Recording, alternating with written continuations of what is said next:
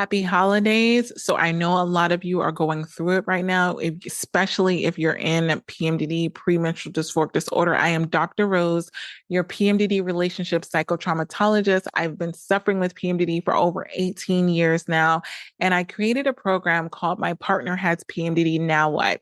And it's giving your partner the exact tools on how to be a supportive PMDD partner so that you have less stress in your PMDD relationship. So, right now, for the month of December, the next 7 days, I am giving you 50% off. I talked to you before about the private sessions that were available, and now I am giving you 50% off of the program. You can get it for only $497 only for the remainder of the month of December. For 7 days, you can go to inlovewithpmdd.com, get that program, and use the code PMDD partner, and it's going to help you in your PMDD relationship. So let's get into today's episode. We got this. I love you. Today, I'm going to be talking to you about the 24 things that I learned about PMDD relationships in 2024. And I was really excited to dive into this episode because there's so much that I've learned over my PMDD relationship journey over this past year, personally and professionally. And I'm going to give you all of the things today. And I just want to start off by talking a little bit about my journey and what I've been through in this last year and how transformative it has been, not just for me, but also my clients as well. I've seen a lot of growth with clients that I've had all the way back for about 3 to 4 years right now. From I've gone from coaching to counseling, and a lot of the modalities are pretty much the same because I'm always giving tools. That's pretty much the difference between counseling and coaching. Is counseling is allowing you to open up and talk a lot about your feelings. Coaching is giving actionable tools about transforming your situation that you're finding discomfort in. And I found a way to do both with my private clients. And I just want to say thank you for those who have been with me since the beginning and grown with me and grown in their relationships and used the tools consistently. And as I've given them more tools and more homework and more things to do specifically for their PMDD relationship, we've grown together. And I'm just so grateful to be able to pour into this community. And right now, I'm in a very transformative place in my PMDD relationship journey, as I've kind of gone the opposite. You know, a lot of people go from dating to a relationship when it comes to PMDD. And I've literally gone from a relationship to dating.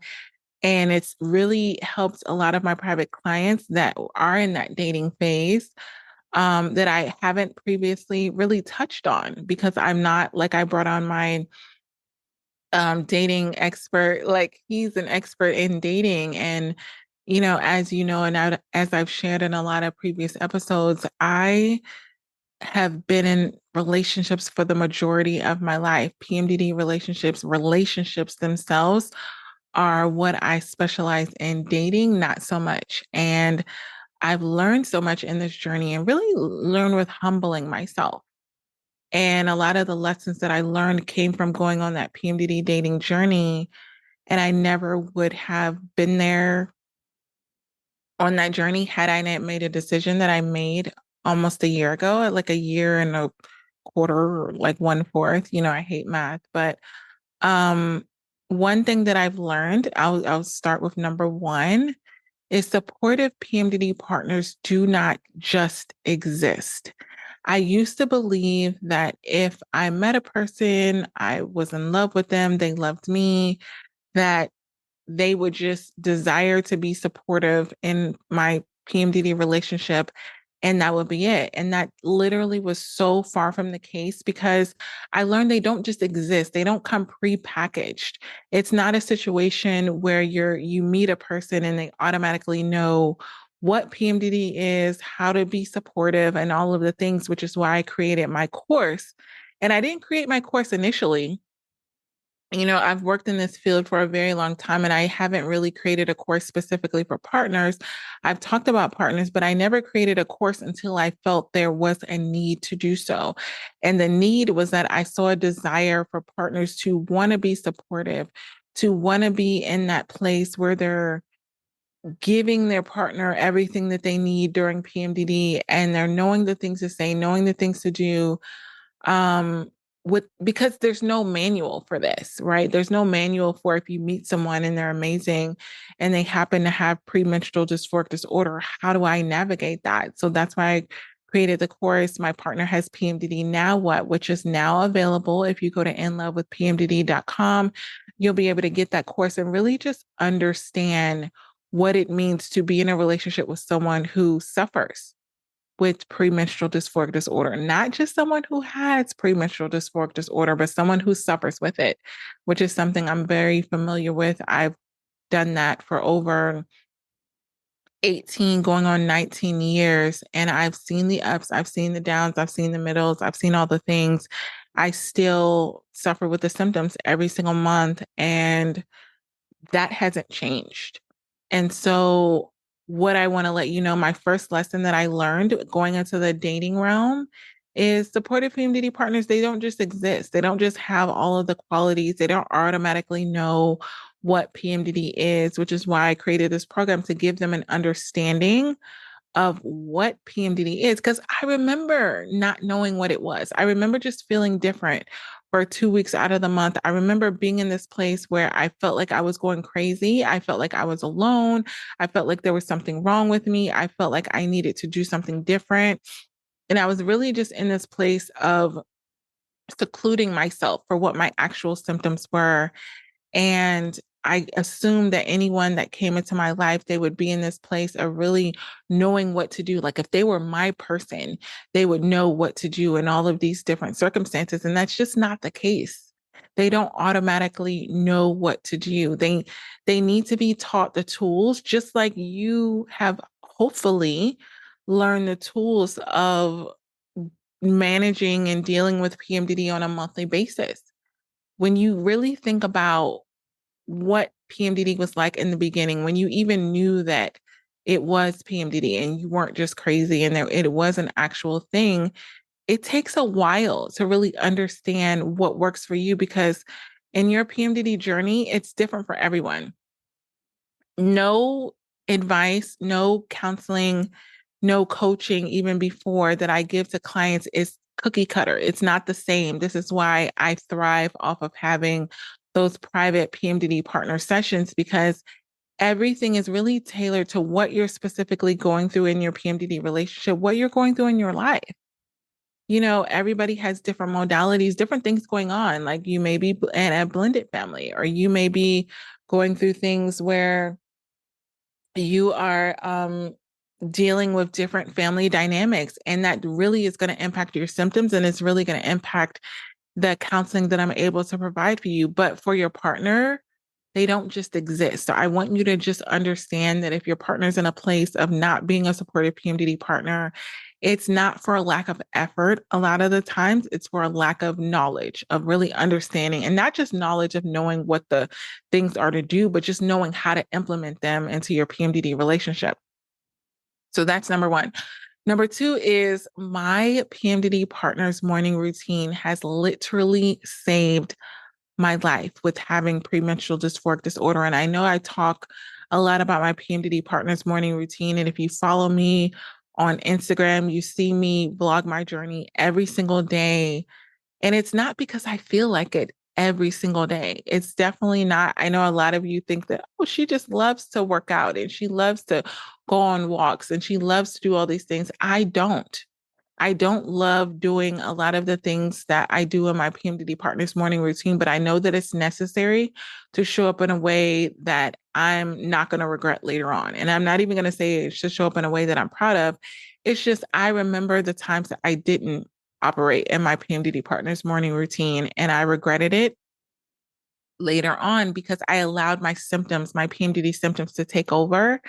And that's another thing about the PMDD Partners morning routine. If you wake up in the morning and you allow PMDD to take the wheel, I guarantee you, you will not like where it takes you. You will not like the place that it takes you, the way that you're feeling, the things that you're doing. You're not going to like it. And so, my PMDD Partners morning routine is my way of taking control of my symptoms, taking control of my life before PMDD does. And a lot of times when you're suffering, it's because you've allowed PMDD to take over and then you're just like holding on for the ride. So I'm going to go over a little bit about my PMDD Partners morning routine just to just give you an overview.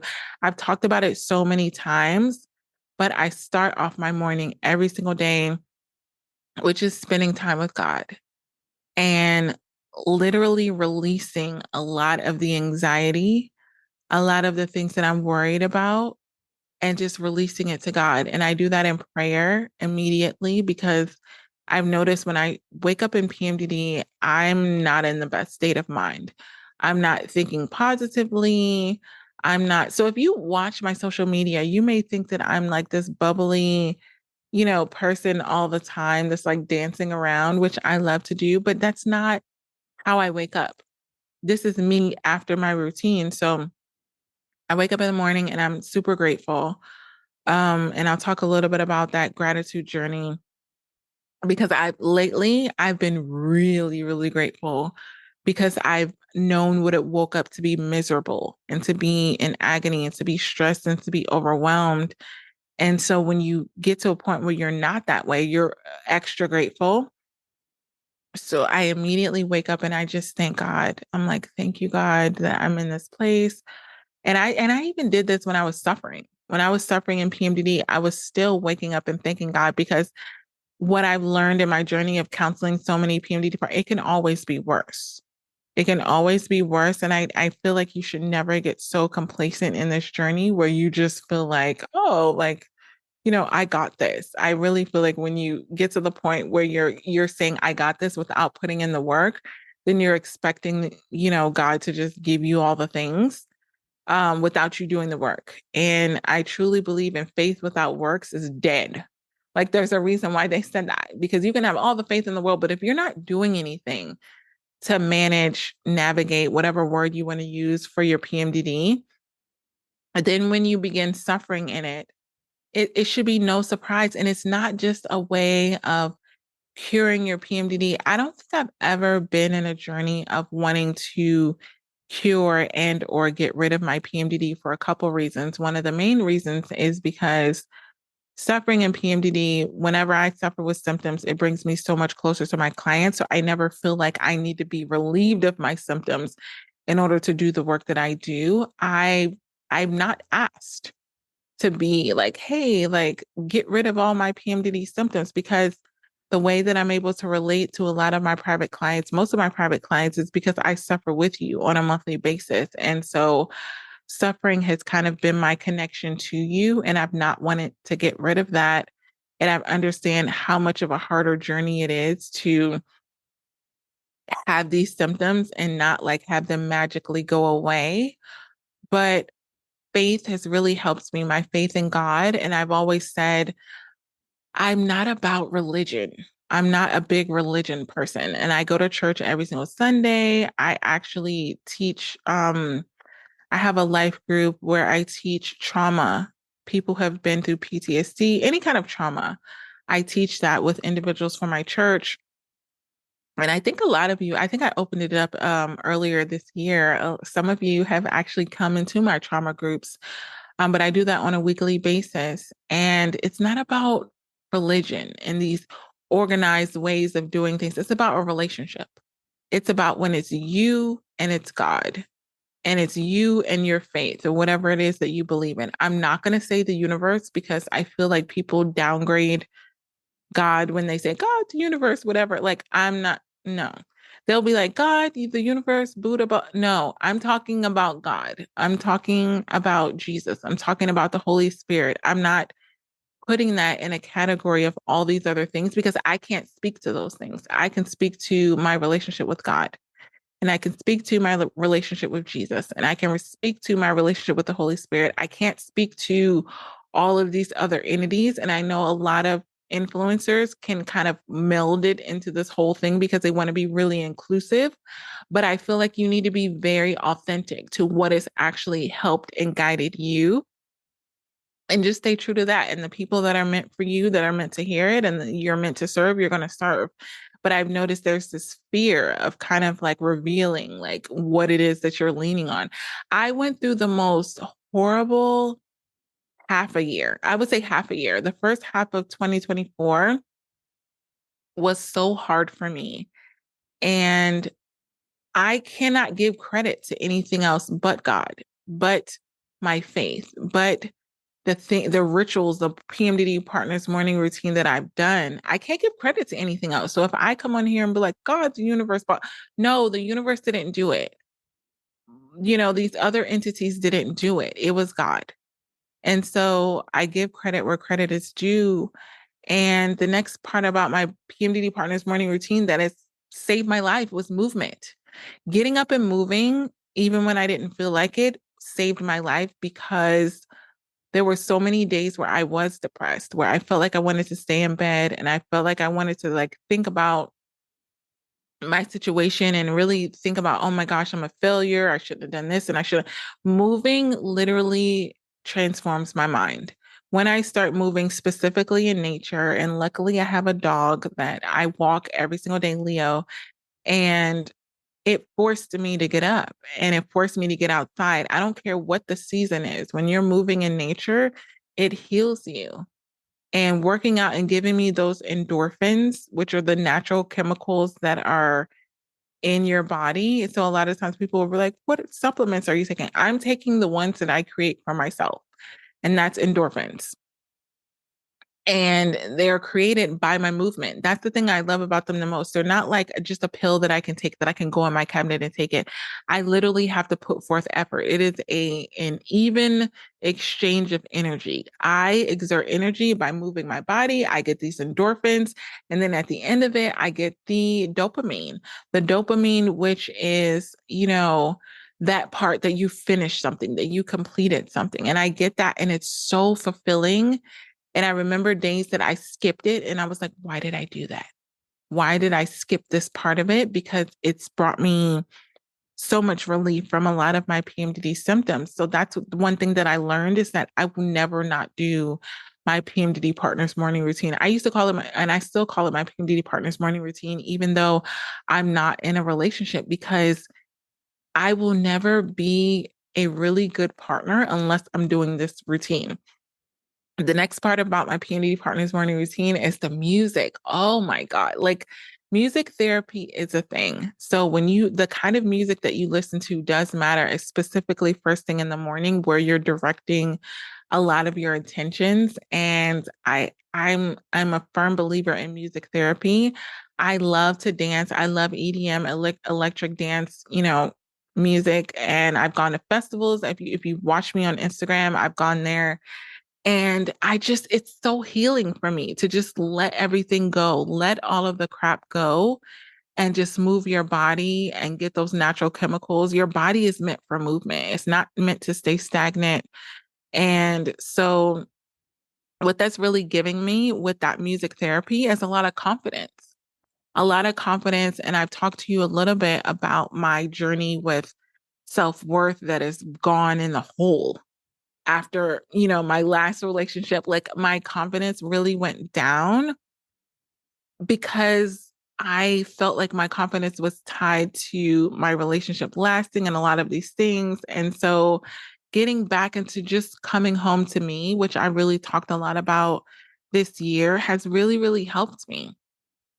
And has really helped me to get to this point where I'm just committed to coming home to what makes me feel good in any given moment. And what this does is when you have this morning routine that is very specific to you, it reduces your depression, it reduces your anxiety, it reduces your ADHD. Like, I'm all over the place a lot of times, but when I have this structured morning routine, it gives me some place to put my energy. It releases my OCD when I'm having all of these things. Like, I got to do this, I got to do this.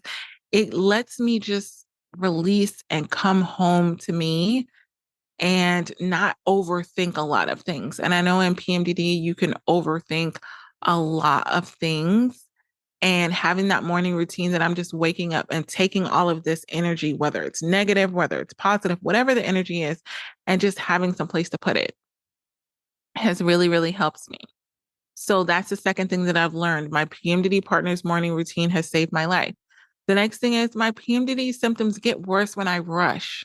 When I rush and I push myself to do things that I don't have energy to do, it makes me suffer more in PMDD. It creates this fight or flight in my nervous system. And I used to wake up rushing. I got to do this. I got to do that. I got to do this. And what I've learned is no, I don't. No, I don't. This is an internal thing where I'm telling myself I have to do all these things. And a lot of times when my partner used to try to communicate to me when I was in this realm of feeling like I'm rushing, I have to do this, I would snap. I would snap and I would go off and I would immediately regret it later on. And so rushing is part of being in PMDD. That's what I've noticed. It's like a thing. Because even when I've tried to create like the most calm environment, I notice every single time I get into PMDD, I start rushing and it makes my symptoms even worse. So I've just committed to recognizing that it's a thing, but not really reacting to it. And when I felt myself rushing, it's like, I got to do this, I got to do that. I remember telling myself, no, I don't. So I've literally had to tell myself, I don't have to rush. I get to slow down. And so a lot of times with my movement, it can be really high energy, but I always end my movement with yoga and meditation. And I don't mean some long, drawn out meditation, because if you're not a meditator, I get how you can feel like, "Oh, I don't want to go crisscross applesauce, cross my legs and do all these things." But what I've learned to do is to just, if I'm really high energy in my workout and I'm feeling amazing, I always end it with, even if it's 10 minutes, and a lot of times it is 10 minutes of like stretching and yoga, which is really good once your muscles are warm and you're sweating and all the things, and just spending that time. So I'll do a 10-minute like yoga workout and then I'll do like 5 minutes of meditation where I'm just allowing myself to be calm, allowing my nervous system to release and just take all of the negative, the rushing energy out so that my symptoms are not worse. And a part of that has really been into getting into my feminine energy. I think I talked about this almost a year ago, where I literally remember being in my masculine energy, which I've been in for the majority of my life. And I'll do a whole separate episode on this, but that masculine energy of I gotta do, I gotta do, I gotta do, I gotta go, I gotta go, I gotta go, that was my life. And in relationships, it's not sustainable for some people because you begin to get resentful about it. Like I got resentful, and I remember this because I was doing everything. And then I got burnt out, and then I was complaining about doing everything. But then I was also so programmed to do everything that when my partner tried to do something to like take something off my plate, I'm like, no, I got this. I got this. And it was just this weird dynamic that all of a sudden, about a year and a half ago, it didn't feel comfortable for me anymore to be in my masculine energy. And I remember this being so strange for me because I've been a single mom the majority of my life. I've had two marriages, one with the father of my daughter, who is now 15, and I was single, like not married for 10 years. And then I got married for another 5 years. And I've been so used to doing everything on my own that it automatically puts me in my masculine energy. And so I'm used to not having someone to be there. You have to think, I like grew up in foster care and then adoption, and no one was really there for me. And even if they physically met my needs, no one was there to emotionally meet my needs. And I'm not discrediting, well, I mean, I was about to say I'm not discrediting what my adopted family did, but they actually did add on to the already traumatic experience that I had as a child. But I will say that I've never truly felt safe and secure and taken care of. And that's a hard thing to say for where I am in my life because it's like, what do you mean? Like you've been married twice, like you've been a child, like you're providing that for your daughter. Thank God. But I've never really felt that in any relationship. And I'll talk about that a little bit later because it took me a while to even figure that out. That the reason why I was in my masculine energy is because I've never felt safe and secure to be in my feminine energy. And now that I am single, um, and dating, it allows me to be in my feminine energy, but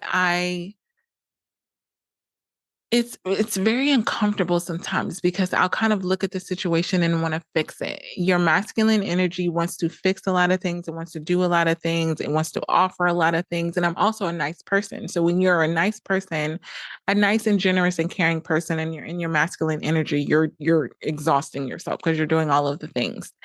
Um, but as I've just committed to being in my feminine energy, which I'm absolutely going to do because it makes my PMDD symptoms less, number one, because I'm just letting go.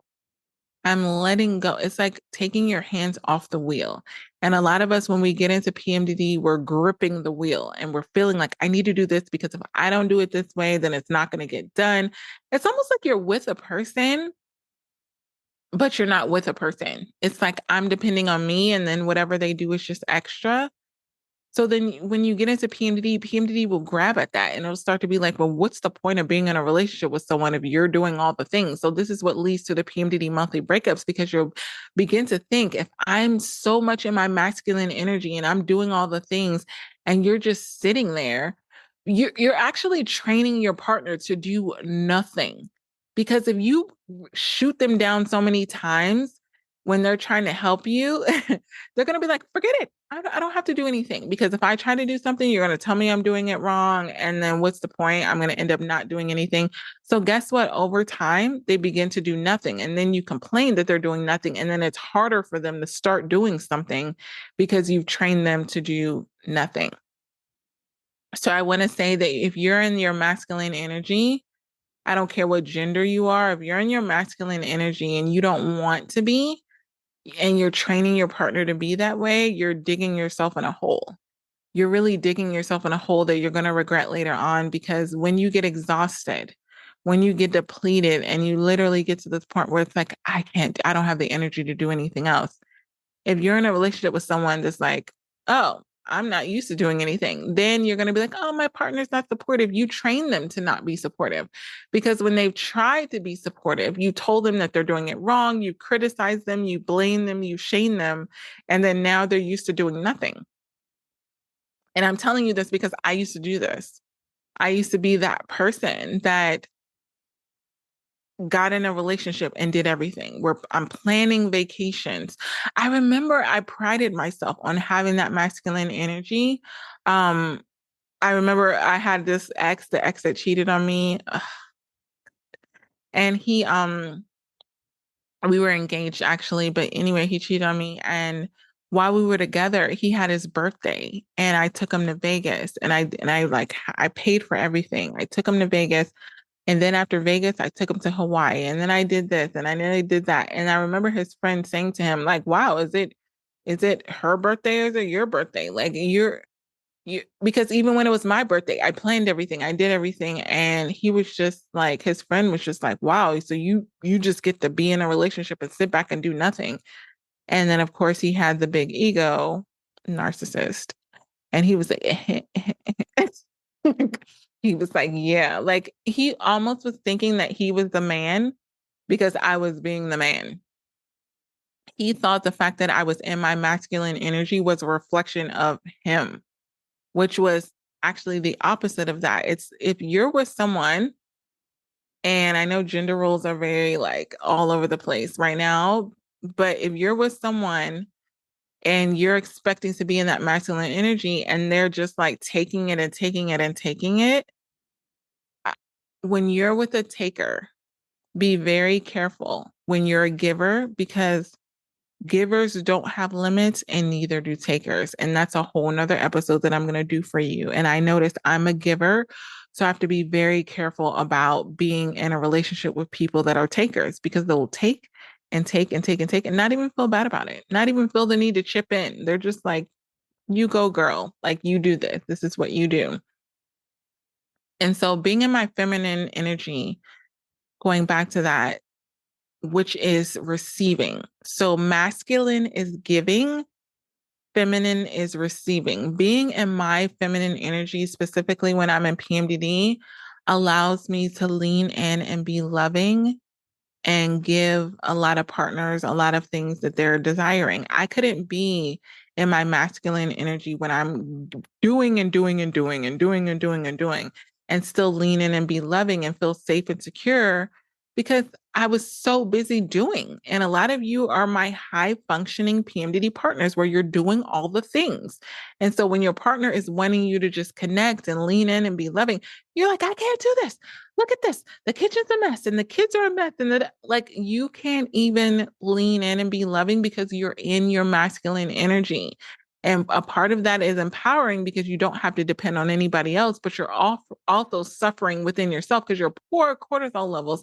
When you're in PMDD, you're not supposed to be in your masculine energy longer than a short period of time. Like I can have times where I'm in my morning routine and I get like a burst of energy, but I can't stay like that all day long. I absolutely can't, or else I'm going to pay for it later on. So being in my feminine energy, specifically with dating, it allows me to lean in and be loving.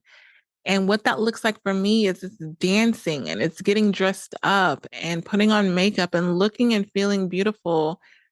When you do that, it makes you feel worthy of being with someone and feeling safe and secure with a partner. That's what I've noticed with dating. That I think it's like leaned into dating and I've loved it so much because obviously I'm not going to go on a date looking like, a bum. You know what I mean? Like I'm like, oh, I'm going on a date. So I'm getting dressed up and I'm dancing around while I'm getting dressed up. And it's just put me so much in my feminine energy. And I miss that part.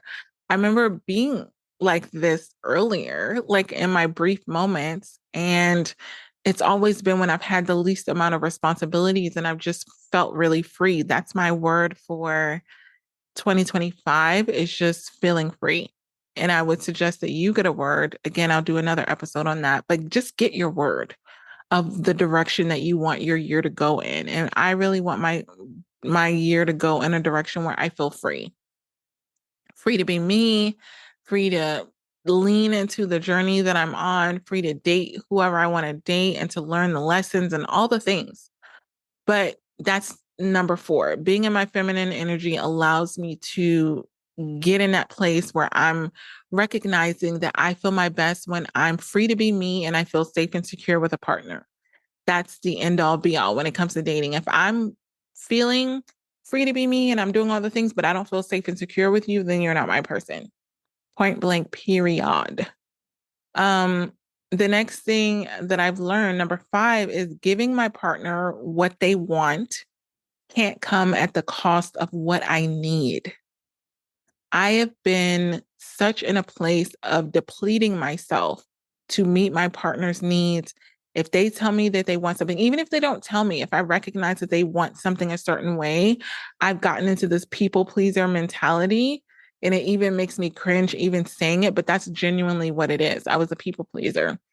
I was a person that was whatever it is that you said that you needed or I felt like you needed, I gave that to you, even if it came at the cost of me having what it else that I need. Like I would be hanging on by a piece of dental floss if I felt like you were getting what it is that you needed.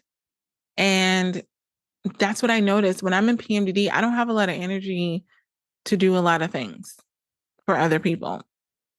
I have energy to do things for myself, and it takes more out of me. But a lot of times saying no to others in PMDD means saying yes to me.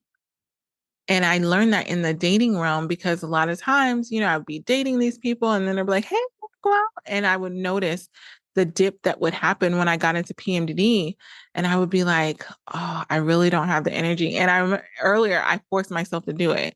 And I 100% regretted it later on, not because of the person, not because of the experience, but because I was left depleted. And I remember I used to do that all the time in my previous relationship where because we were long distance, I would deplete myself. And I would be like, oh, I'm only going to see them for these couple of days. So I need to do this, this, and this. And I would fill up my plate regardless of how I was feeling. I never checked in with myself outside of my morning routine. And I would just like have to feel the need to turn it on. And I would say yes to them. And then I would say no to me. And then if they weren't appreciative of it, which a lot of times they're not because they begin to get really familiar and used to it, and then you get really bitter and resentful. You're like, I did all of this for you. And you know what they'll say to you? You know what they'll say? They'll be like, I never asked you to do that. And I literally felt like my eye was going to twitch when I heard that. I was just like you ungrateful little chicken nugget. Like, how dare you? How dare you?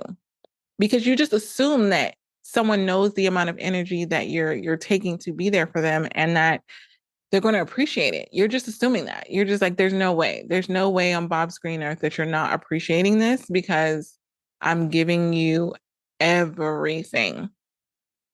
And that goes into number 6. Everyone doesn't deserve your time and energy. Save it for the ones that do. If I could clap without my mic, that one for me was so hard because I was like, what do you mean everyone doesn't deserve my time and energy? Like, I had someone tell me that. They're like, your energy is so beautiful. It's so amazing. The fact that you give this away on clearance sale to everyone is mind boggling.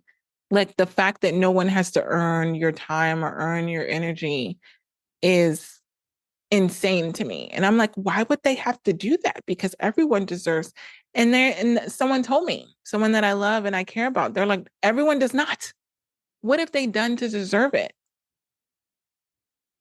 And I think I had this guilt of making people have to earn my time and energy because I'm like, people should have this. Like I feel like if I could bottle up and send it to you and not in a narcissistic, like egotistical way, but just knowing how healing it is for people to just have your undivided attention. When you have a gift, for example, I know what my gift is. My gift is counseling individuals. It happens everywhere I go, like it's a thing. If my gift was singing and I was just like, oh, I'm not going to sing on the streets because these people don't deserve my time. And like, that's how I felt. I felt like it was something that should be freely given. And I was wrong.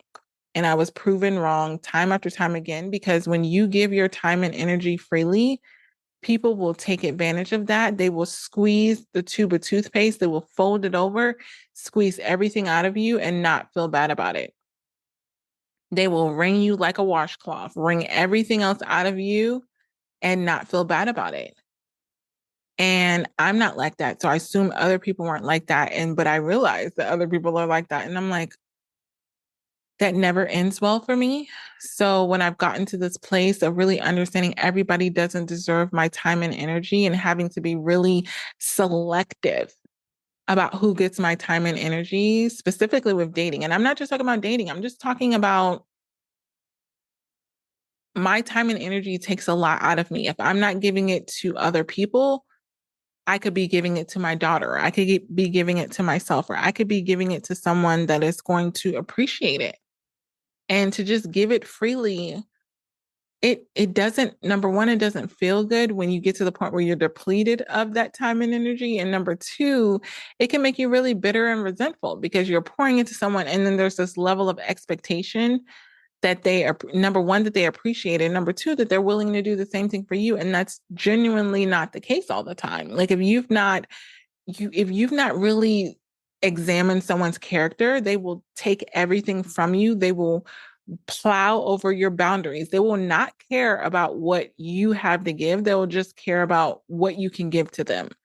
They're never asking how you're doing. They're never asking how you are. It's just, I need this, I need this, I need this. And if you're not here to provide me with what it is that I need, then I'll throw you away. And that was a trigger for me because the reason why I was allowing that is because when I had my childhood trauma, that's how it was with my biological parents. They were genuinely like, "Oh, I'm going to be your parent or I'm going to like portray myself to be this certain way because it benefits me, because you're sending me pictures of you and your daughter and my granddaughter, and like I can, show it to other people and make it seem like I'm this certain way. Like it never was about me. A lot of times people will take things from you that you have to give, and it's never about you. It's about what you can provide to them. And as soon as you stop providing it to them, see how they treat you. Because saying no to someone else could be saying yes to you. And then look at how people treat you once you set that boundary and you're like, oh, I'm sorry, I'm not able to do this. See how they treat you. See if they reach out to you. See if they say anything to you, unless when they need you. And I had to learn that the hard way, because I was always, I like to see the best in people. So I'm always assuming, I'm like, no, of course they would be there for me if I ever needed them. No, they won't. No, they did not. And I had to learn that the hard way. Number 7, stress is the root of PMDD suffering. If it will stress me out, I'm out. That's what I've learned. Stress, I can't do stress. I can't afford to go off ever again. Every single time that I've gone off on PMDD rage, my cortisol levels have been so high and impacted every aspect of my body, my mind, all the things. It has completely shut me down. I remember those days of going off on PMDD rage, and I would feel so justified in the moment because I'm genuinely frustrated about an issue we have or something. And I would be the one to suffer. Number one, I would have gone off, I would have acted out of character. My partner would have thrown that in my face, thanks. And then I would feel horrible about myself. So I was literally punishing myself. So stress is the root of PMDD suffering. If you have premenstrual dysphoric disorder and you allow stress into your life, it's like taking the bullet and like pulling the trigger. And I'm not saying that to be really morbid, but that's literally how it is.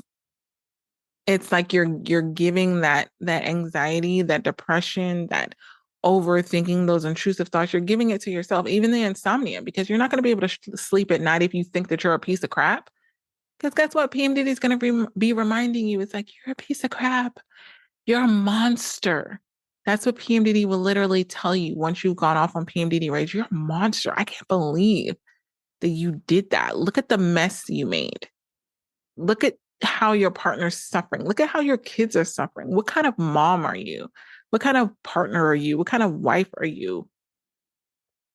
This is what PMDD is going to do. It's going to take hold of the very thing that it encouraged you to do. PMDD will tell you to go off and then beat you up after you do it. Like, it is not your friend. So for those people that are, in the realm of on their PMDD journey, and like, PMDD is my friend, it made me feel so, it made me recognize all of these things about yourself. Yes, PMDD can make you recognize a lot of things that you need to work on. It's not your friend. So like, it's not. Anyway, number 8, being bitter about your past will keep you stuck. Oh my gosh, this was one of my biggest lessons of 2024 as I let go of my past relationship. I had to let go of love. And I literally said this mantra again and again and again and again and again, because I did not want to be bitter, because I've seen firsthand what being bitter can do to you. When you're bitter, you don't get better. It festers. It makes you feel like you got this wall up, and it makes you this not nice person, because you're always assuming that someone's going to do to you what the past person did to you. You're bitter, you're resentful, you're wanting to make the world pay. And I'm like, I'm not going to give any of my exes the opportunity to control my life in that way. So I let go with love. There's no need for me to be bitter.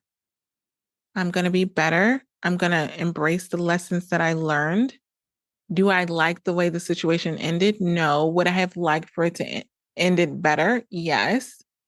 But can I control that? No. So I'm not going to be bitter about it. I'm not going to be sour about it. I'm not going to even talk crap about any of my exes. You will never hear me talk crap about any of my exes, not because I can't, because I got receipts. I could say a whole bunch of things, and they be real things. But is that going to move me forward? Is that going to give me anything that I desire in the future? Absolutely not. So All you will ever hear from me about any of my exes is that I'm grateful for the journey, I'm grateful for the lessons, and that's it. No bitterness, no resentment, no unforgiveness. That leads into number nine. Forgiveness is freedom. Let them. So when I mean forgiving, I don't mean forgiving on the outside, telling the person, I forgive you. No, I mean genuinely, internally forgiving them for everything that they did. And that's a process because you have to go through everything that you feel that they did, not just everything that they did, everything that you feel that they did. Right. And forgiveness is freedom. When you forgive them, I'm not holding you on the line for anything that you did or didn't do. If you didn't do it, you didn't do it. And for me, it's understanding you didn't have the capacity to do it. That was so huge for me. Forgiveness was so much easier when I realized it's not that you just wanted to do it and you didn't have the capacity. You didn't have what it was in you to be the way that I needed you to be, and that's okay. Like you didn't have it in you. So how can you be mad at someone for not giving you something that they didn't genuinely have? It's like if I want a chocolate bar and you don't have a chocolate bar, I'm not going to be mad at you because you didn't give me a chocolate bar. You don't have the freaking chocolate bar.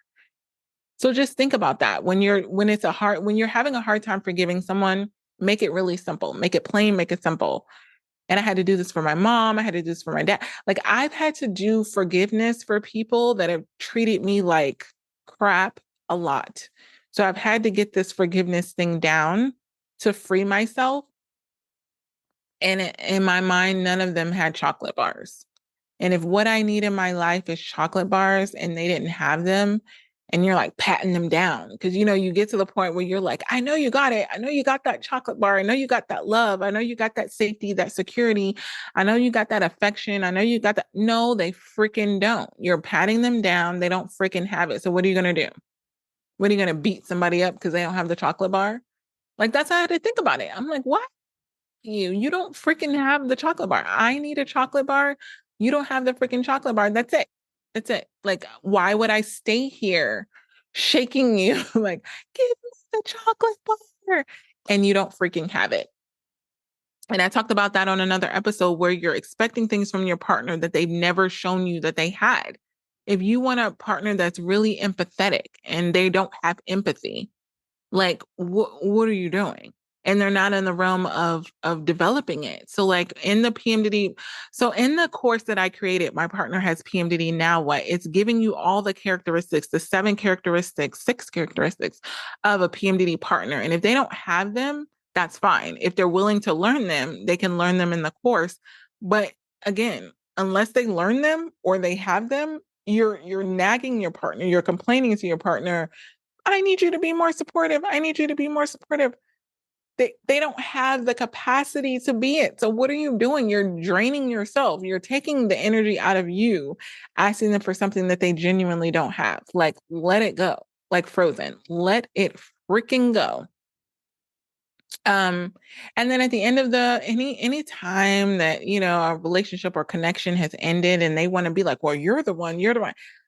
Hey, blame me. I will drop the ego very quickly. Blame me. I don't care. I don't have anything to prove to you. If you want to blame me, if you want me to be the bad guy, that's fine. As long as you understand that I'm out of here.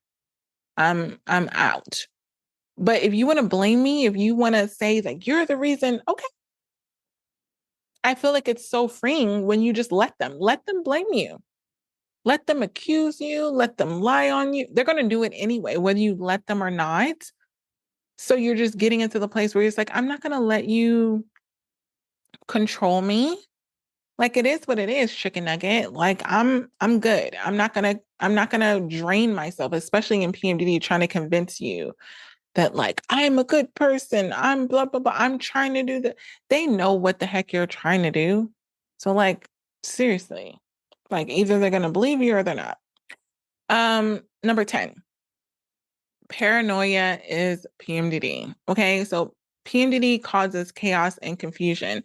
What you need to know is when you're paranoid about a certain circumstance where you're thinking that somebody's thinking something about you, I need you to not just lean into the paranoia. I've made this mistake so many times where it's like, I feel like this, I feel like that. Like, I don't even know I feel like I know, but I don't have proof that like I feel like someone's mad at me. So I'm operating as if they're mad at me. They've never actually told me that they're mad at me. Like this could be a coworker, this could be a friend, and you're starting to treat them differently because of the things that are going on. If you're in PMDD, you have paranoia. You need to investigate each thought. Investigate the thought before you start acting as if the thought is true. You really have to do this because you will be looking a fool. You'll be looking like a legit fool because you're operating off of these assumptions that someone's mad at you, assumptions that someone thinks a certain way of you, assumptions that someone doesn't like you, including your partner, instead of investigating each thought. Okay, what is it that I'm thinking? Okay, let me verify this. Go to the person, go to the source. Because a lot of times what's happening on my private clients in the sessions, they are hearing things that their partner thinks about them, says about them, and they're like, what are you talking? Like they don't even know. They don't know what you're thinking until you say it. And then they're like, no, that's actually not what I'm thinking. And then when you talk to them about it, they're like, oh, that's what you've been thinking. That's why you've been acting crazy this whole time. It's like, yeah, because I thought that you were mad at me because of this and this and this. I got to a point with my ex and I would just come to him and be like, hey, are you mad at me because of this? And he'd be like, no. I'd be like, oh, okay, because I thought you were. Like paranoia is a symptom of PMDD. You have to recognize this. And even when dating, I will be the first one to like bring clarity. Like, hey, are you thinking this? Or you text me the other day and I thought you were oh, I'll give you an example. I was dating this guy, anyway. And so and I was at church and he's like, hey, you want to meet up later on? And then I was like, okay, cool. And I guess he noticed like it was the second Sunday in a row that he was texting me. And he was like, do you go to church every Sunday? And I'm like, yeah. And then and I was in PMDD, right? And then he was like, very religious, HA. Like I was like, what the, like, I'm like, what do you mean chicken nugget? Like, so in my mind, I got super offended. Okay. Offended because I felt like he was making fun of my faith, like making fun of me because I went to church every Sunday. Like very religious. Ha ha ha. Like, what does that even mean? So I was paranoid. And instead of me staying on that realm of being paranoid for 40 days and 40 nights, the next time we talked, I was just like, hey, like the last time you text me and you said this, like I felt like you were making fun of, the fact that I go to church every Sunday. And he was like, no, I was just saying, like, huh. He was, and this could have been a language barrier because he is a part of a different culture, but he was like, no, I was just saying, like, very religious, huh? Like HUH. But he texts HA, like ha ha. And so I was like, what? And he's like, yeah, I was just like saying it. But then he was like, but then I thought it was weird that you didn't text me anymore. Yeah, I didn't text you because I was offended because I thought that you were making fun of my faith. Like, what the heck? And he's like, no, no, no. I was just like, so we had a whole conversation. But again, it was better because I realized I was paranoid and then we got clarity. So this is what I mean by investigate each thought. If you feel like your partner has said and done something and you're feeling like you're reacting to it, I don't want to say overreacting because I don't should overreact about the fact that I'm saying that you're overreacting. Like I get it because you could be in PMDD right now. So like stay with me, stay with me. But if you're in that place where you're feeling like, oh, I can't believe that my partner did this and they said this and they think this, investigate it. Find proof, find the facts, have them literally say it to your face. Like Kevin Hart said, say it with your chest, say it to my face if this is how you really feel. If that's not how they really feel, they're going to let you know. And then you're going to be like, oh, I thought you meant this. And they're like, no, I didn't mean that. And then you get to this place of clarity because PMDD will cause you to have chaos and confusion. If you're in chaos and confusion, you know that PMDD has taken the wheel. Number 11, and we're going to do this in the two-part series. So this is part one. You will accept what you believe you are worth. You will accept from your partner and other people what you believe that you are worth. The kind of behavior that you're accepting is because you believe that's what you're worth.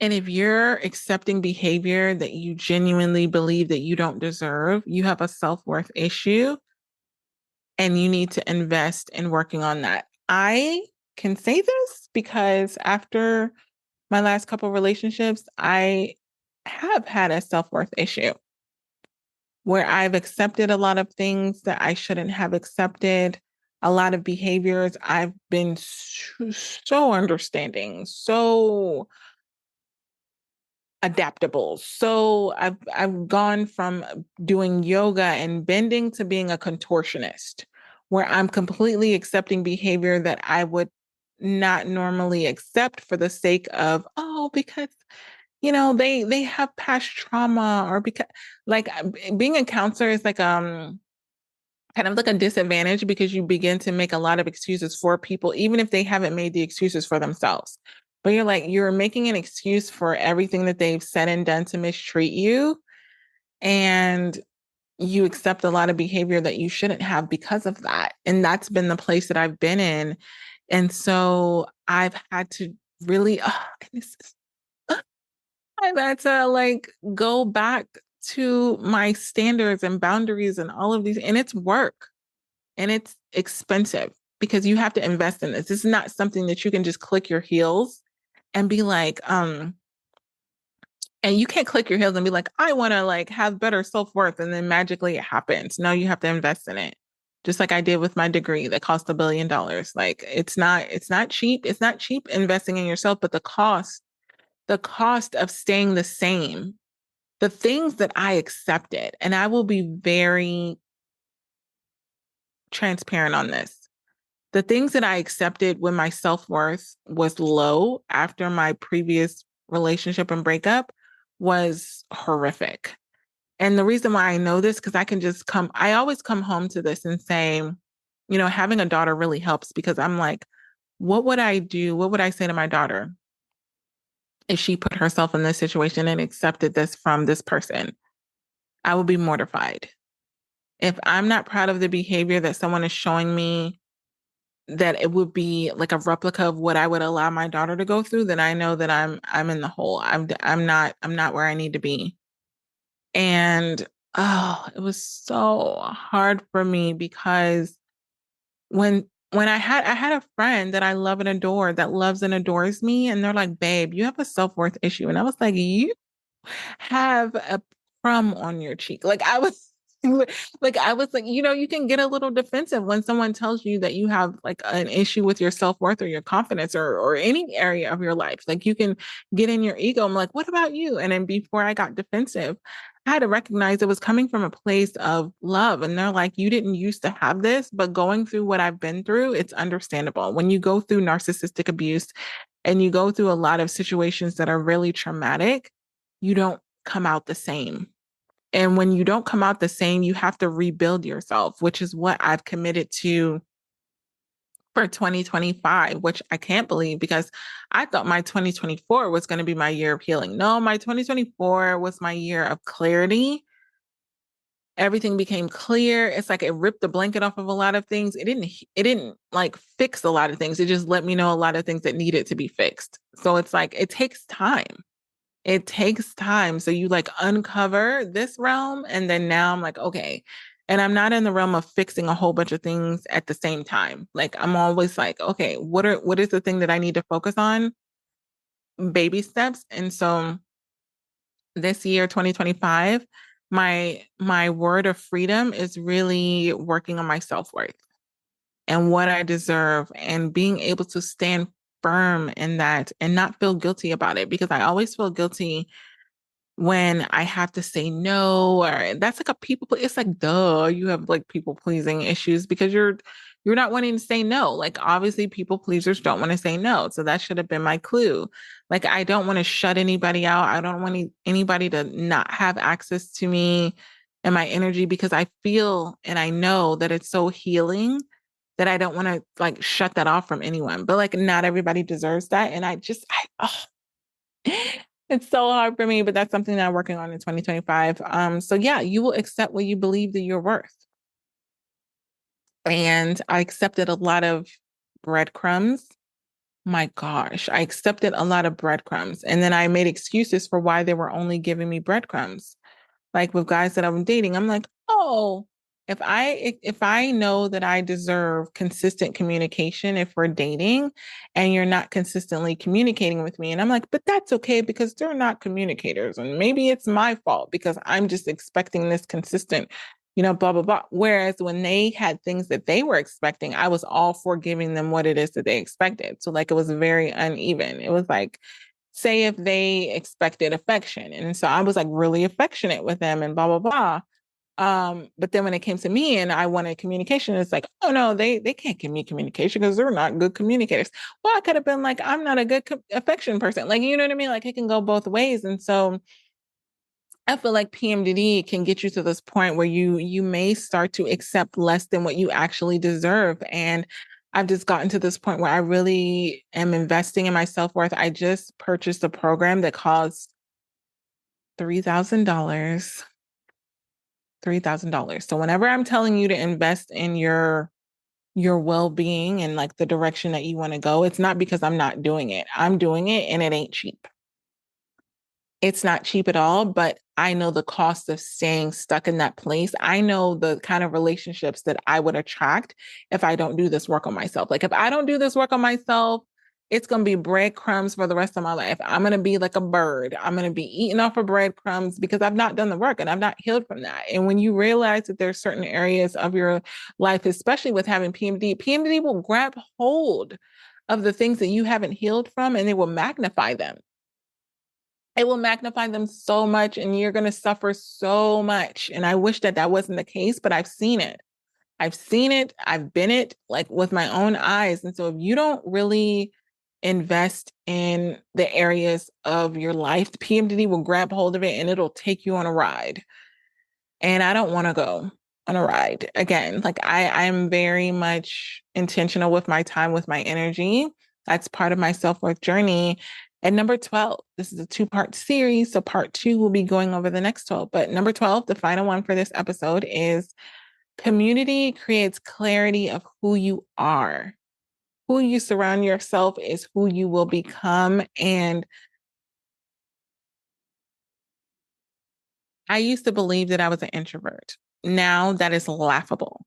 It is laughable. Like literally today is Christmas Day when I'm recording this episode and I'm going to release it tonight after it goes to my podcast producer. But I used to believe that I'm an introvert. And if any you ask any of my friends that, they were like, what the heck are you talking about? Like I'm very much an extrovert. I'm very much you know, wanting to be around people. But I think when I realized that being around people has triggered certain partners where they got really insecure, where they got really jealous because I was doing things with other people, I never wanted them to feel like I was crossing the line, like I was a threat, like any of these things. And so I stopped being the core of who I was to appease that person. And a lot of that is part of that people pleasing mentality with the self-worth. Like I stopped being that version of myself and I did that because I didn't want my partner to feel bad. I didn't want them to feel bad. So I stopped being this extroverted version of myself. But community creates clarity of who you are. Your community will define who you are, who you surround yourself will define who you are and who you want to be. So what I want to tell you is I want you to go with friends and family who do what you love.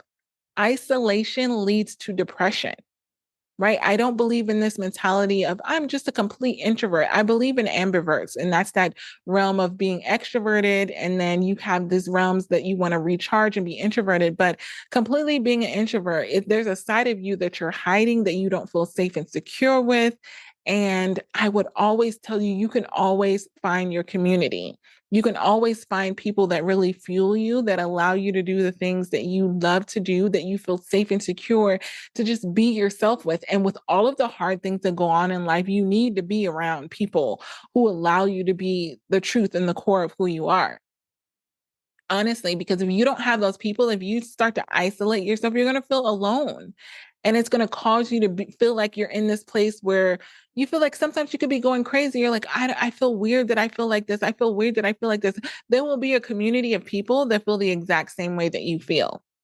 And you will never know that. So go do that craft, go do that activity, go do that thing that you feel like nobody's really interested in. And I guarantee you, there is a lot of people that are interested in those same things. So as you go into the new year, and it's, the weather may be cold where you're at, and you may be in this place of just like feeling like you want to hibernate, go do the things that bring you joy and connect to the people that are already doing those things. A lot of times you get in relationship and connection with people and you're trying to make them do the things that you love to do. You're trying to make them come on board with doing the things that you love to do. And it's nothing better than finding a community of people that are already doing the things that you love to do and you're just genuinely enjoying doing them together.